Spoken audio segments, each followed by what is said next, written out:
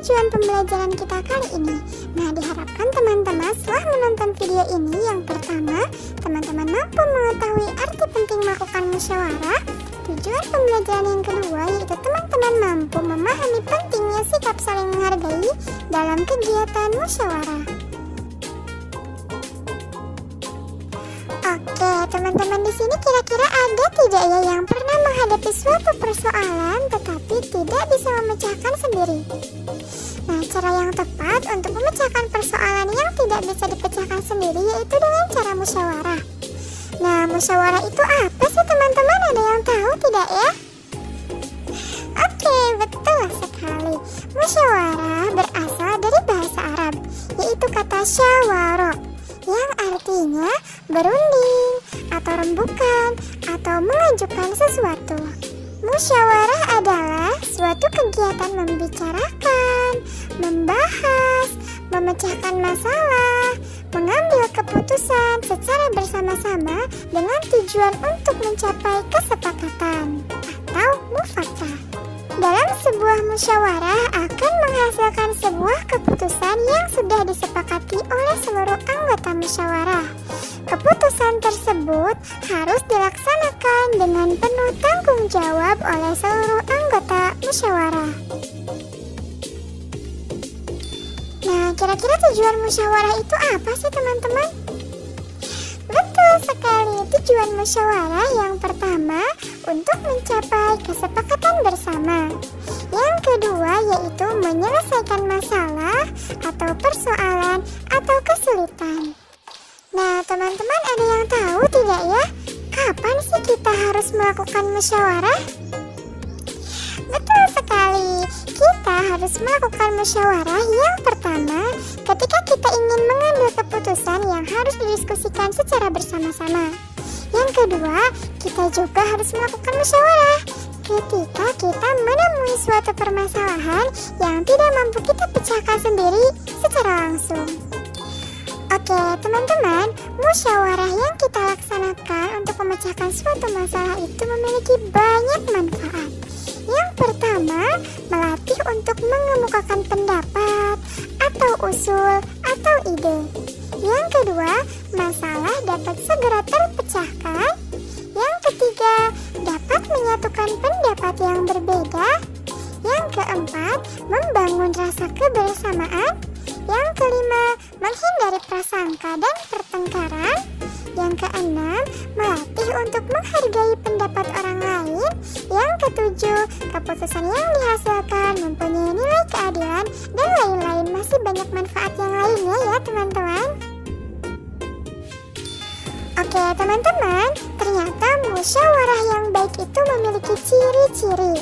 Yang pertama, dilakukan berdasarkan kepentingan bersama.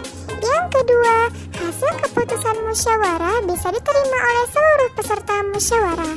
Yang ketiga, pendapat yang diusulkan peserta musyawarah mudah dipahami oleh peserta lainnya. Yang keempat, mengutamakan kepentingan bersama.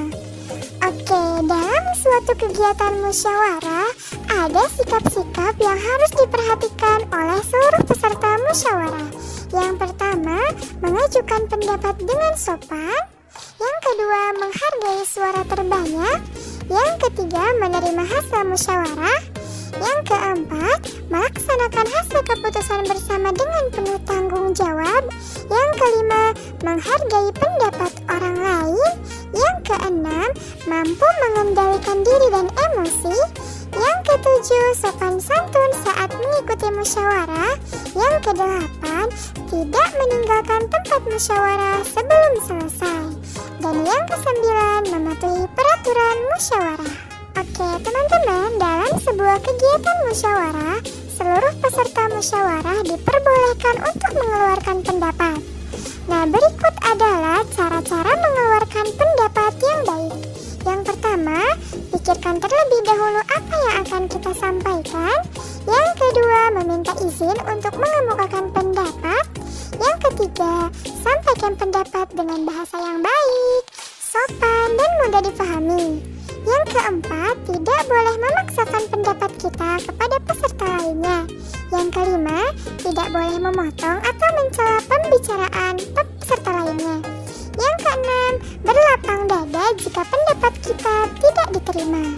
Yang ketujuh, menerima saran dan kritik dari anggota lain. Yang kedelapan, menerima dan ikut melaksanakan hasil keputusan musyawarah dengan tanggung jawab. Oke teman-teman, kira-kira apa ya yang akan terjadi jika kita tidak melakukan musyawarah untuk memecahkan suatu permasalahan yang tidak bisa kita pecahkan sendiri? Betul sekali, jika kita tidak melakukan musyawarah, yang pertama terjadi perselisihan. Yang kedua, masalah tidak akan cepat terselesaikan. Dan yang ketiga, bisa jadi keputusan yang diambil adalah sepihak dan tidak berdasarkan kesepakatan bersama.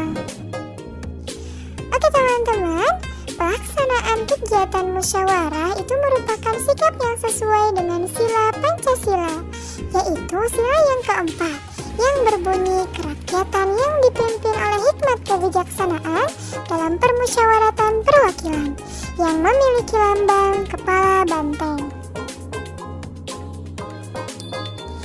Teman-teman, kegiatan musyawarah bisa kita laksanakan di mana saja, di lingkungan keluarga, di sekolah, maupun di masyarakat. Nah, berikut adalah contoh kegiatan musyawarah di lingkungan keluarga. Yang pertama, musyawarah untuk pembagian tugas membersihkan rumah. Yang kedua, menentukan tujuan berlibur bersama keluarga. Yang ketiga, musyawarah untuk menentukan waktu berkunjung ke rumah nenek, kakek, atau ke rumah saudara. Yang keempat, musyawarah untuk menentukan waktu bermain dan belajar. Selanjutnya yaitu contoh kegiatan musyawarah di lingkungan sekolah. Yang pertama, musyawarah untuk pemilihan ketua kelas. Yang kedua, pembagian hari untuk tugas piket kelas. Yang ketiga, menentukan peraturan kelas. Yang keempat, musyawarah untuk pemilihan peserta lomba antar kelas. Selanjutnya yaitu kegiatan musyawarah di lingkungan masyarakat. Contohnya yang pertama, musyawarah untuk memilih ketua RT atau RW. Yang kedua, musyawarah penentuan petugas seskamling desa. Yang ketiga, musyawarah dalam pembangunan jalan, masjid, dan lain-lain. Yang keempat, musyawarah untuk penentuan panitia suatu kegiatan. Oke teman-teman, kesimpulan untuk pembelajaran kita kali ini adalah kita harus melakukan musyawarah ketika menghadapi persoalan atau masalah yang tidak mampu kita pecahkan sendiri, supaya mendapatkan keputusan terbaik yang bisa diterima dan dilaksanakan oleh seluruh anggota musyawarah dengan